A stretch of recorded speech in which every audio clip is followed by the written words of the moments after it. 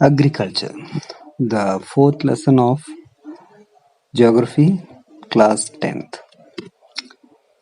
India is an agriculturally important country. Two-thirds of its population is engaged in agricultural activities. तो भारत क्या होता है? एक एग्रीकल्चरल कंट्री है. इधर का 2/3 आबादी एग्रीकल्चर करता है. एग्रीकल्चर इधर का मेन एक्टिविटी है. सो भारत को जरूरत का जितने भी फूड ग्रेन्स है हम अब एग्रीकल्चर से प्रोड्यूस करता है. इसके अलावा कि एग्रीकल्चर से हमारे इंडस्ट्री के लिए जरूरी बहुत सारा रॉ मटेरियल्स जैसे कच्चे माल, जो इंडस्ट्री के लिए जो जरूरी कच्चे माल है वो भी हम प्रोड्यूस करता है.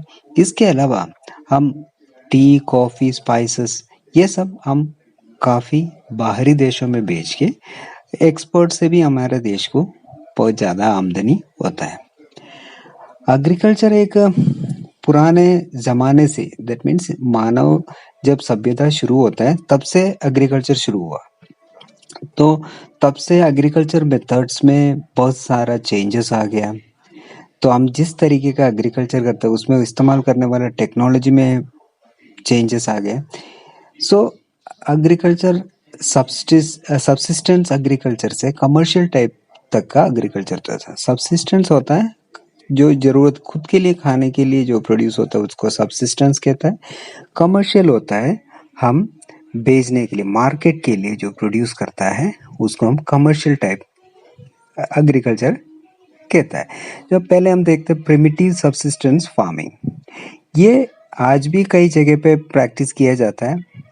प्रिमिटिव सबसिस्टेंस छोटे मोटे लैंड में प्रैक्टिस किया जाता है. उसमें क्या होता है, छोटे मोटे टूल्स इस्तेमाल करता है जैसे डिगिंग स्टिक्स यूज करता है और इसमें फैमिली और कम्युनिटी लेबर्स इसमें काम करता है. ये एग्रीकल्चर मेनली बारिश पे डिपेंड करता है, जैसे मॉनसून की बारिश में डिपेंड करता है और जो मिट्टी में जो उपजाऊपन है उस पर डिपेंड करता है. उसमें आर्टिफिशियली कुछ इस्तेमाल नहीं करता है, जैसे जो हम फार्मिंग के लिए पेस्टिसाइड्स है, इंसेक्टिसाइड्स है, फर्टिलाइजर्स है, ये सब इस्तेमाल नहीं करता है. इस तरीके का एग्रीकल्चर, एक तरीके का एग्रीकल्चर है slash and burn. Slash and burn क्या होता है, हम ये मेनली जो जंगलों में रहने वाले लोग इस तरीके का प्रैक्टिस करते थे. जैसे जंगल का एक पैच काट देते, उस लकड़ी वगैरह को जला के उसकी राख को उस मिट्टी में मिला के उधर खेती करता है. तो इसमें सीरियल्स और दूसरे क्रॉप्स को प्रोड्यूस करता है. ये करके लोगों के लिए ये काम में आता है. इसमें जब मार्केटिंग के लिए जरूरत का उतना प्रोड्यूस नहीं करता है, कम मात्रा में प्रोड्यूस होता है. तो जब इधर का फर्टिलिटी कम होता है तब लोग क्या होता है इस जगह पे छोड़ के दूसरे एक जगह पे जंगल का दूसरे एक जगह काट देते हैं. उधर भी इस तरीके का एक्टिविटी करके इस तरीके से उधर भी खेती करता है. ये क्या होता है, और पहले जो खेती किया हुआ जमीन है वो छोड़ देता है. काफी साल तक वो नेचर अपने आप उधर पेड़ पौधे ग्रो करके दोबारा वो जंगल बन जाता है. सो इस तरीके का प्रोडक्टिविटी बहुत कम होता है एग्रीकल्चर में, क्योंकि इसमें क्या होता है फर्टिलाइजर्स और आधुनिक तरीके का इम्प्लीमेंट्स वगैरह यूज नहीं करने की वजह से इसको उतना प्रोडक्शन ज़्यादा नहीं होता है. इस तरीके का agriculture K slash and burn agriculture को अलग अलग जगह पे अलग अलग नाम से जाना जाता है. जैसे हमारा देश का नॉर्थ ईस्टर्न स्टेट्स जैसे असम, मेघालय, मिजोरम, नागालैंड वगैरह में इसको जूमिंग कहता है और पललव कहता है, पामलव कहता है मणिपुर में, दीपा कहता है जो बस्तर छत्तीसगढ़ के इलाके में और अंडमान एंड निकोबार आइलैंड्स में.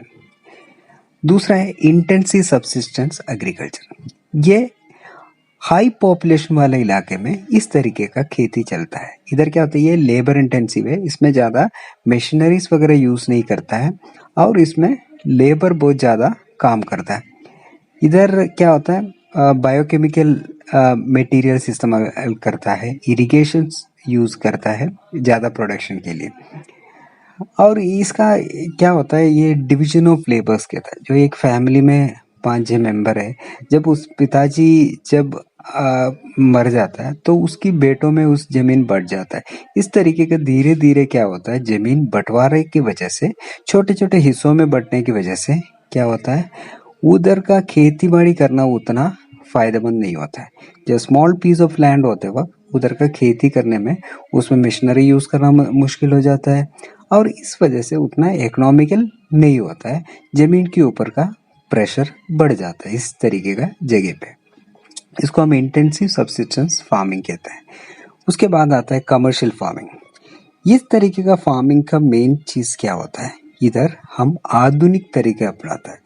जैसे H5V सीड्स। H5V का मतलब होता है high yielding variety seeds. That means एक पौधे से काफी मात्रा में ग्रेन्स प्रोड्यूस होता है उसमें। इसके अलावा हम केमिकल फर्टिलाइजर्स यूज करता है, इंसेक्टिसाइड्स, पेस्टिसाइड्स वगैरह यूज करता है। इससे क्या होता है, प्रोडक्शन ज़्यादा मात्रा में मिल जाता है। और इसका क्या होता है, आज भारत की ये कमर्शियल क्रॉपिंग हरियाणा, पंजाब वगैरह में ये खेती बाड़ी चलता है। कमर्शियल फार्मिंग का दूसरा एक टाइप है प्लांटेशन। प्लांटेशन क्या होता है, एक प्रकार का पौधे को लगाना। दैट मीन्स जैसे रबर है, जैसे टी है, यह सब प्लांटेशन एग्रीकल्चर में आता है। ये आपको टी, कॉफ़ी, रबर, शुगर, बनाना, ये सब इम्पोर्टेंट प्लांटेशन क्रॉप्स में आता है। ये मार्केट के लिए इसका प्रोडक्शन होता है। और अभी हम देखते हैं क्रॉपिंग पैटर्न। भारत में क्या होता है, मेनली 3 प्रकार का क्रॉपिंग सीजन्स होता है भारत में। एक रबी, दूसरा खारिफ और तीसरा एक है ज़ैद। सब जगह पे नहीं होता, जहाँ इसके लिए सुविधा होता है उधर ही ये होता है। तो रबी क्रॉप विंटर में ग्रो करता है, अक्टूबर से दिसंबर की महीने में इसका लगाता है पौधों को, और हार्वेस्ट समर में होता है, जैसे अप्रैल और जून की, अप्रैल से जून तक के समय पे इसका फसल काटता है। इस रबी क्रॉप में importantly wheat, barley, peas, grams, mustards वगैरह का ग्रोइंग होता है। और ये मेनली नॉर्थ और north western parts of India में खेती किया जाता है, जैसे पंजाब, हरियाणा, हिमाचल प्रदेश, जम्मू एंड कश्मीर, उत्तराखंड, उत्तर प्रदेश वगैरह है। ठीक है, तो ये इसके लिए क्या होता है, विंटर में थोड़ा बहुत वेस्टर्न डिस्टर्बेंस से बारिश होता है, उससे इधर का खेती के लिए वो बहुत ही वरदान है। इसके बाद आता है खरीफ क्रॉप्स। ये क्या होता है, मॉनसून जब शुरू होता है तब से ये शुरू होता है और इसका हार्वेस्टिंग सितंबर अक्टूबर की महीने में होता है। इस सीजन में खरीफ क्रॉप्स के तौर पे खेती करने वाला क्रॉप्स होता है पैडी, मेज, ज्वार, बाजरा, तुअर, मूंग, उड़द, इस तरीके का होता है। और ये खरीफ और रबी क्रॉप के बीच का एक छोटी सी पीरियड होता है, खाली पीरियड होता है। उस सीजन को हम ज़ैद करता है, ज़ैद सीजन कहते हैं। ये ज़ैद सीजन में जो ग्रो करने वाला क्रॉप्स होता है, जैसे वाटरमेलन है, कुकुम्बर्स है, ये सब mainly sugar cane, fodder crops, ये सब ग्रो करते हैं। लेकिन ये शुगर केन को 1 साल से ज़्यादा टाइम लगता है, वो इस तीनों सीजन में इंक्लूड नहीं होता है। और भारत का मेन क्रॉप्स कौन कौन सी क्रॉप्स हम ग्रो करता है, Variety of foods and non-food crops are grown in different part of the country, depending upon variation in soil. तो कोई भी क्रॉप्स को ग्रो करने के लिए हमको डिपेंड करता है उस जगह का सोइल, क्लाइमेट, ये सब डिपेंड करता है, क्योंकि सारे सॉइल्स में सारे क्रॉप्स ग्रो नहीं करता है, सारे क्लाइमेट्स में भी सारे क्रॉप्स ग्रो नहीं करता है। तो भारत में मेनली ग्रो करने वाले क्रॉप्स में आता है rice, wheat, millet, pulses, T, coffee, sugar, oil seeds, cotton, jute, ये सब है। अभी हम देखते हैं राइस। राइस होता है भारत का मेजोरिटी लोगों का मेन खाने का फूड है राइस। ये पूरे दुनिया में दूसरे नंबर पे है भारत राइस की प्रोडक्शन में। पहला नंबर पे चाइना आता है।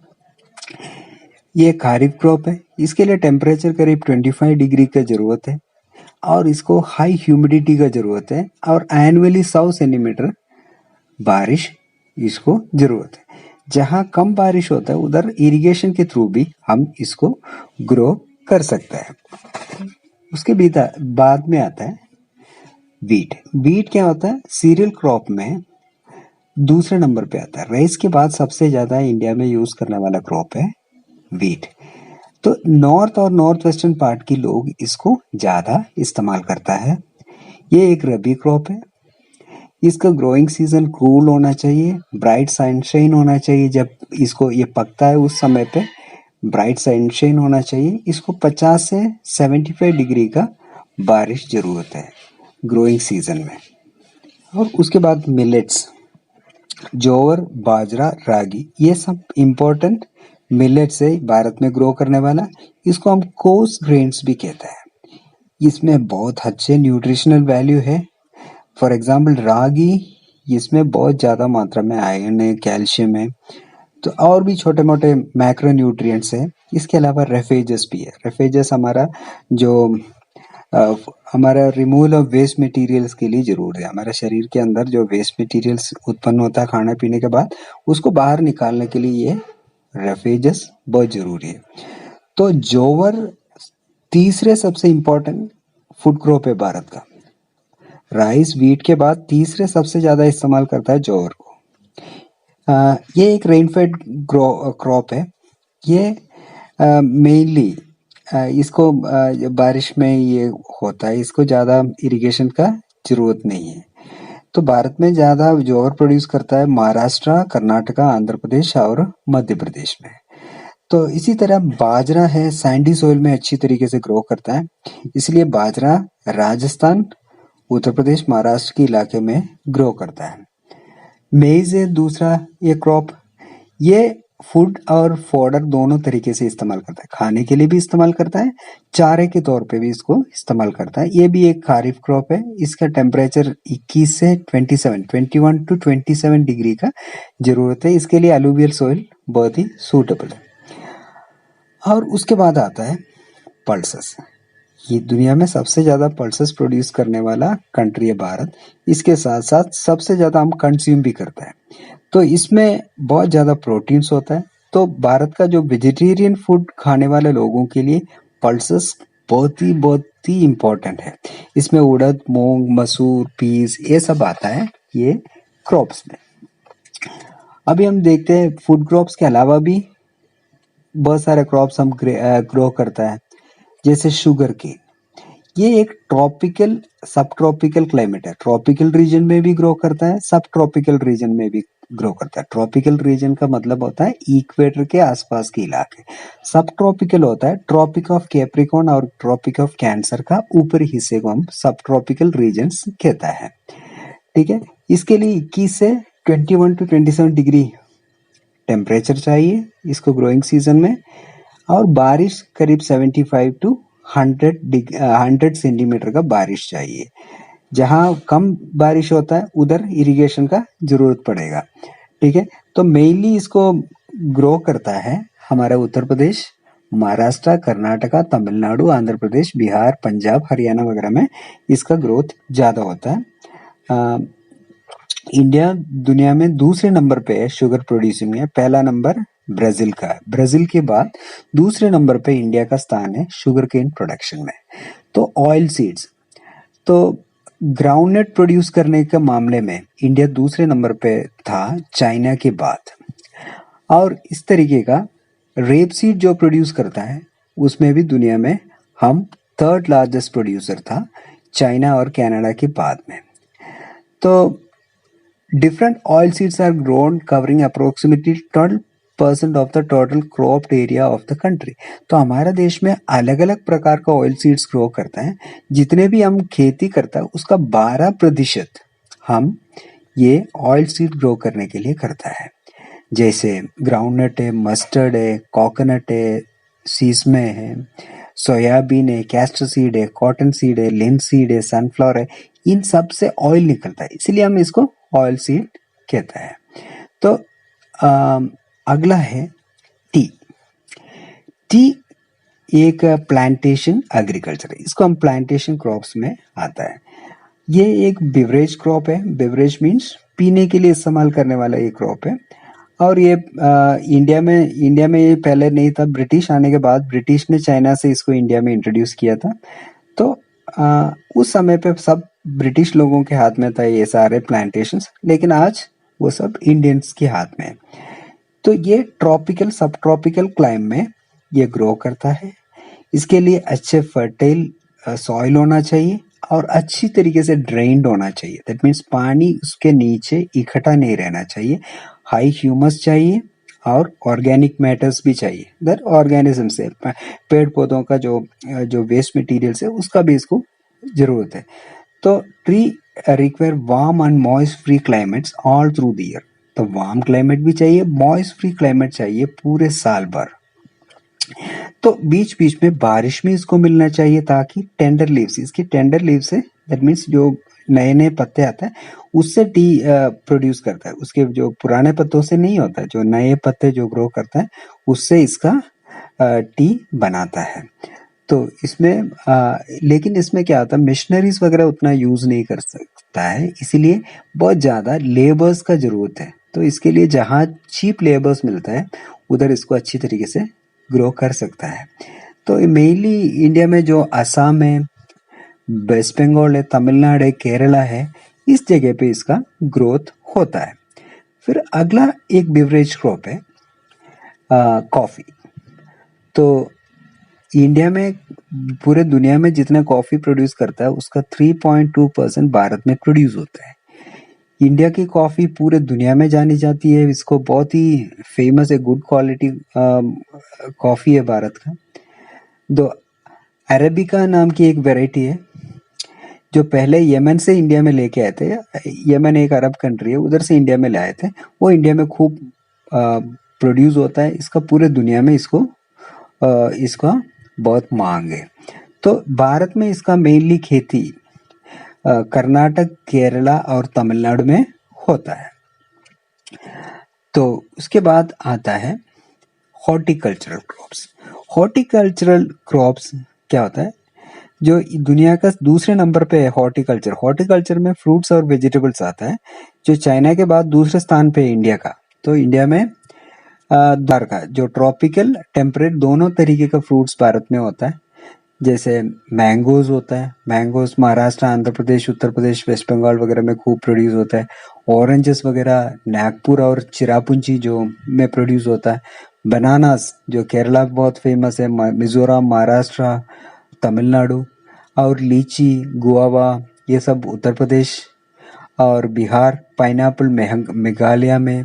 जो ग्रेप्स आंध्र प्रदेश, महाराष्ट्र में। एप्पल्स, पियर्स, एप्रिकॉट, वालनट वगैरह जम्मू एंड कश्मीर, हिमाचल प्रदेश में प्रोड्यूस होता है। तो इंडिया करीब वर्ल्ड का वेजिटेबल का 13% भारत में प्रोड्यूस होता है। ये इसके अलावा इंडिया में जो पीज है, कॉलीफ्लावर है, ऑनियंस है, कैबेज है, टोमेटो है, ब्रिंजल है, पोटैटो है, ये सब भी प्रोड्यूस करता है। ये सब फूड क्रॉप्स हो गया। अभी हम देखते हैं नॉन फूड क्रॉप्स, जो इंडस्ट्री वगैरह के काम में आता है, जो खाने के लिए इस्तेमाल नहीं करता। उस तरीके का एक क्रॉप है रबर। ये इक्वेटोरियल क्रॉप है। दैट मीन्स इसको इक्वेटर और उसके आसपास में इसका ग्रोथ ज्यादा होता है। इसको इक्वेटोरियल क्रॉप्स कहता है। तो ये ट्रॉपिकल और सब ट्रॉपिकल रीजन में भी ग्रो करता है। इसके लिए खूब सारा बारिश का जरूरत है, ह्यूमिड क्लाइमेट चाहिए, उमस भरे क्लाइमेट चाहिए, और रेनफॉल करीब 200 सेंटीमीटर से ज़्यादा चाहिए, और टेम्परेचर करीब 25 डिग्री चाहिए। ये एक इंडस्ट्रियल रॉ मटेरियल है। इंडस्ट्री में जो टायर वगैरह बनाने के लिए इसको इस्तेमाल करता है। ये मेनली भारत में केरला, तमिलनाडु, कर्नाटका, अंडमान एंड निकोबार आइलैंड्स, मेघालय की गारो हिल्स में ग्रो करता है। तो दुनिया में इंडिया का स्थान रबर प्रोडक्शन में 4th है। इसके अलावा फाइबर क्रॉप्स है। फाइबर क्रॉप्स मीन्स धागे जो होता है, जो कपड़े बनाने के लिए, जैसे कॉटन है, जूट है, हेम है, इस और नेचुरल सिल्क। ये 4 major types fibre crops Bharat में ग्रो करता है। तो पहला 3 क्या होता है, कॉटन, जूट, हेम वगैरह प्लांट से बनता है। और तीसरा जो सिल्क है, सिल्क ये कुकून से बनता है। कुकून होता है एक सिल्क वर्म जो कुकून बनाता है, वो क्या होता है, मलबरी टाइप के ट्रीज के ऊपर वो रहता है। तो इसलिए उसको भी हम इस क्रॉप्स में, प्लांट क्रॉप में इंक्लूड कर सकते हैं। तो सिल्कवर्म का प्रोडक्शन को हम सेरिकल्चर कहते हैं। सिल्कवर्म का जो पालता है, उसको प्रोड्यूस करता है, उसको हम कहता है सेरिकल्चर। तो कॉटन हम देखते हैं, तो कॉटन प्लांट्स शुरुआत भारत में हुआ इसे माना जाता है। तो कॉटन कॉटन टेक्सटाइल इंडस्ट्री का एक इम्पोर्टेंट इंग्रेडिएंट है। तो कॉटन चाइना के बाद दूसरे स्थान पे इंडिया कॉटन प्रोड्यूस करता है। तो ये थोड़ा बहुत सूखे और जो काली मिट्टी में इसका ग्रोथ ज़्यादा होता है। ये काली मिट्टी भारत का डेक्कन प्लेटो रीजन में है।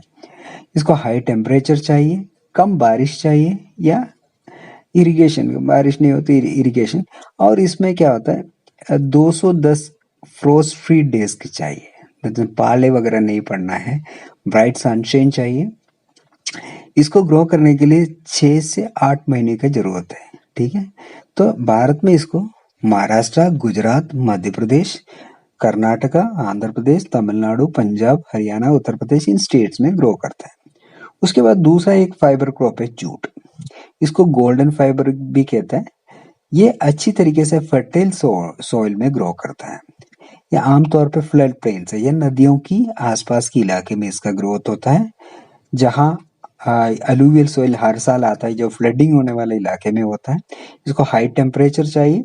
ये आमतौर पे वेस्ट बंगाल, बिहार, आसाम, उड़ीसा, मेघालय में प्रोड्यूस होता है। इससे हम जो ये बोरी वगैरह बनाने के लिए, मैट वगैरह बनाने के लिए, रोब्स, रस्सी वगैरह बनाने के लिए, इससे कारपेट्स बनाता है। ठीक है, इसके लिए इस्तेमाल करता है। Now technological and institutional reforms. It was mentioned in the previous pages that agriculture has been practiced in India for thousands of years. तो हजारों साल से भारत में एग्रीकल्चर कर रहे हैं। तो हम क्या होता है, कंटिन्यूसली ये लैंड यूज करते वक्त क्या होता है, लैंड को हम डेवलप करने में दिक्कत होता है, क्योंकि हमारा सॉइल का फर्टिलिटी वगैरह कम हो जाता है, और इससे बहुत ज़्यादा प्रॉब्लम्स हो जाता है। दैट मीन्स ग्रोथ पहले की जैसे, जितना अपने आबादी बढ़ता है उसके अनुसार हमारा प्रोडक्शन नहीं हो पाता है। इसलिए हमको इरिगेशन का ज़रूरत है, इसके अलावा फर्टिलाइजर्स का ज़रूरत है। तो भारत में 60% हमारा आबादी का 60% लोग एग्रीकल्चर से डिपेंड करता है। तो इस एग्रीकल्चर को हमको मेंटेन करने का जरूरत है। तो इसको मेंटेन करने के लिए सरकार ने बहुत सारा स्टेप्स वगैरह लिया है। सो सरकार ने 1960s और 70s में एग्रीकल्चर को इंक्रीज करने के लिए ग्रीन रेवोल्यूशन इंट्रोड्यूस किया है। तो उसमें टेक्नोलॉजी का इस्तेमाल, उसके बाद में वाइट रेवोल्यूशन आ गया। वाइट रेवोल्यूशन का मतलब होता है जो भारत का जो दूध का उत्पादन बढ़ाने के लिए बनाए थे। ठीक है, तो इसके लिए भी काफ़ी स्टेप्स सरकार ले रहे हैं। बैंक्स वगैरह शुरू किया, बैंक के ज़रिए लोगों को लोन फैसिलिटीज़ वगैरह लेना है। जो बहुत सारा जो मैन्यूअर और पेस्टिसाइड्स वगैरह प्रोड्यूस करने वाला इंडस्ट्रीज शुरू कर दिया, और किसानों के लिए किसान क्रेडिट कार्ड की सुविधा वगैरह, इंश्योरेंस सुविधा वगैरह भी सरकार ने शुरू किया, ताकि लोगों की सिचुएशन इम्प्रूव हो जाए, सरकार फार्मर्स की सुविधा बढ़ जाए। और टेलीविज़न और रेडियोस के थ्रू किसानों को इम्पोर्टेंट अनाउंसमेंट करता है, बारिश कब होएगा और क्या क्या मेथड्स अपनाना चाहिए अपना प्रोडक्शन इंक्रीज करने के लिए। इस तरीके को उसको एजुकेट करने का भी काम भी सरकार कर रहे हैं। तो अभी हम देखते हैं contribution of agriculture to national economy and employment and output. तो भारत का इकोनॉमी का रीढ़ का हड्डी कहता है एग्रीकल्चर को। तो पहले जीडीपी का बहुत बड़ा हिस्सा एग्रीकल्चर से होते थे, लेकिन 1951 के बाद एग्रीकल्चर जो हमारा जीडीपी को कंट्रीब्यूट करने वाला जो कंट्रीब्यूशन है वो कम होता गया, क्योंकि दूसरे सेक्टर्स इंक्रीज हो गए। आपको पता है जो डेवलप कंट्रीज में एग्रीकल्चर सेक्टर में डिपेंड नहीं करता है, उधर का जीडीपी की जो मेन हिस्सा सेकेंडरी और टेरिशरी सेक्टर में आता है। दैट मीन्स डेवलप कंट्रीज में सेकेंडरी सेक्टर और टेरिशरी सेक्टर सबसे ज़्यादा कंट्रीब्यूट करता है। लेकिन आज भी हमारा टोटल वर्कफोर्स का जितने लोग काम करता है उसमें से 52% लोग आज भी फार्मिंग सेक्टर से आता है। लेकिन जीडीपी में एग्रीकल्चर का कंट्रीब्यूशन कम हो रहा है। इसका मतलब एग्रीकल्चर स्टैग्नेशन हो गया, दैट मीन्स उसमें थोड़ा रुकावट आ गया। तो एग्रीकल्चर इम्प्रूव करने के लिए सरकार को मॉडर्नाइजेशन करने का बहुत सारा स्टेप्स अपना रहा है। ठीक है, तो अगले अभी हम देखते हैं फूड सिक्योरिटी। तो हर एक व्यक्ति का सबसे इम्पोर्टेंट चीज़ है फूड। फूड के बिना कोई भी आदमी नहीं रह सकता, कोई काम करना हो तो भी फूड का ज़रूरत है। तो ये हमारा पॉपुलेशन को अगर फूड प्रोवाइड करने में दिक्कत आ गया तो हमारा देश का प्रगति के लिए बहुत बड़ा दिक्कत हो जाएगा। सो फूड सिक्योरिटी होना जरूरी है। That means food security means हर नागरिक को पर्याप्त मात्रा में खाना मिलना जरूरी है, उसको हम फूड सिक्योरिटी कहते हैं। ठीक है, तो कई जगह पे पॉवर्टी ज़्यादा है, कुछ जगह पे कम है। तो ये पॉवर्टी वगैरह कम करने के लिए सरकार ने अलग अलग स्टेप्स अपनाया है। इसका एक है एक बफर स्टॉक। बफर स्टॉक का मतलब है सरकार किसानों से फूड खरीद लेता है। दैट मीन्स ये फसल लगाने से पहले सरकार ने एक MSP मिनिमम सपोर्ट प्राइस घोषित करता है। वो कहेगा इतने रुपए में हम किसानों से माल खरीदेंगे, और इसको खरीद के सरकार स्टॉक रखता है। जब कोई भी जगह पे डिजास्टर होता है, कोई नेचुरल हजार्ड्स होता है, उस समय पे उस जगह पे इस बफर स्टॉक से फूड सप्लाई करता है। जहाँ फूड की कमी होता है उस जगह पे इसको बेचता है। दूसरा है PDS सिस्टम। PDS सिस्टम होता है जो रेशन की दुकान वगैरह होता है, तो उधर से सरकार ने कम प्राइस में गरीब लोगों के लिए फूड प्रोवाइड करता है, ताकि कोई भी व्यक्ति को फूड की कमी से नहीं रहना है। इसके लिए सरकार ये स्टेप लेता है। इसके लिए FCI रहता है, फूड कॉरपोरेशन ऑफ इंडिया। ये लोग बफर स्टॉक रखता है, और ये वीट राइस वगैरह किसानों से खरीद के अपने गोडाउन्स में रखता है, और गोडाउन्स में रखने के बाद इसको लोगों तक पहुंचाता है।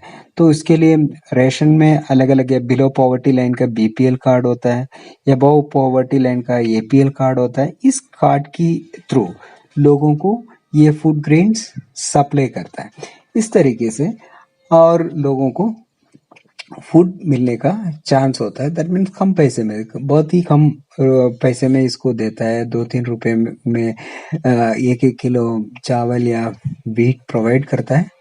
तो इसके अलावा सरकार ने ये कोशिश कर रहा है अच्छे इरिगेशन फैसिलिटीज भारत में बढ़ाने का, और हमारा जो जो फैक्ट्रीज है जहाँ मैनुअल्स फर्टिलाइजर्स वगैरह प्रोड्यूस करने के लिए भी इंडस्ट्रीज बहुत ज़्यादा शुरू कर रहे हैं, और उसको भी सब्सिडाइज रेट में लोगों तक पहुंचाने का भी कोशिश कर रही है सरकार।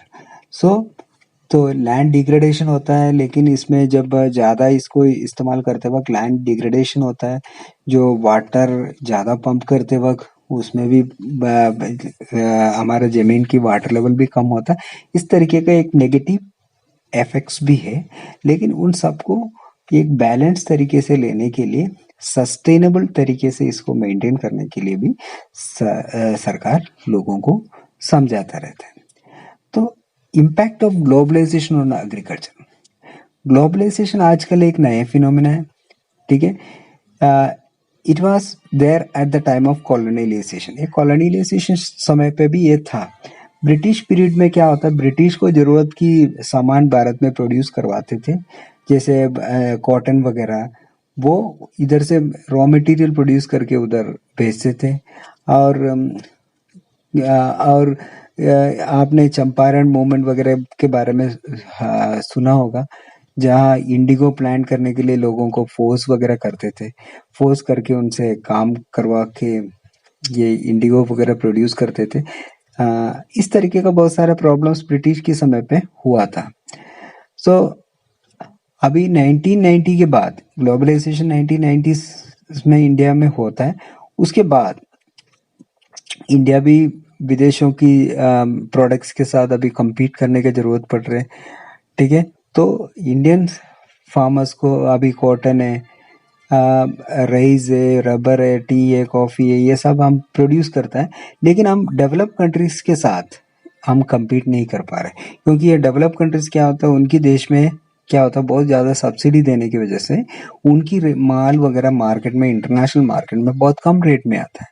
तब हमारे किसानों को वो प्रॉब्लम होता है इंटरनेशनल मार्केट में अपने सामान बेचने के लिए। सो एग्रीकल्चर को प्रॉफिटेबल बनाने के लिए सरकार काफ़ी स्टेप्स ले रहे हैं, और हमारे लोगों को अच्छे वैरायटी का सीड्स वगैरह प्रोवाइड करने का कोशिश कर रहे हैं, और भी बहुत सारा स्टेप्स सरकार ले रहे हैं।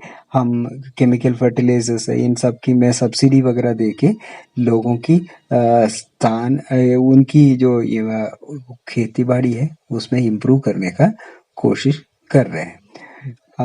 ठीक है, that's all, thank you. Subscribe